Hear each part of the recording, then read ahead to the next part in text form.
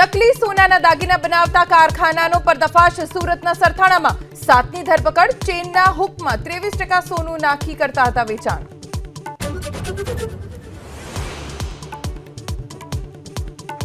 ઝારખંડના જમશેદપુરમાં ભારે વરસાદથી શાળામાં જળબંબાકાર। જિલ્લા પ્રશાસનની વિશેષ ટીમે 162 બાળકોનું પાણીના ધસમસતા પ્રવાહ વચ્ચેથી રેસ્ક્યુ કર્યું।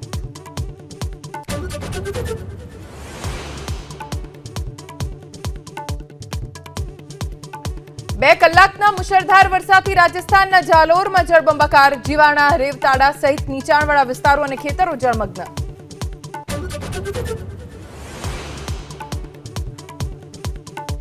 વાહન ઉત્પાદન કંપનીઝને ટુ વ્હીલર લેનારને 2 હેલ્મેટ આપવા પડશે ફરજિયાત। વર્ષ 1989ના કેન્દ્રીય મોટર વાહન નિયમમાં સરકારે કર્યો ફેરફાર।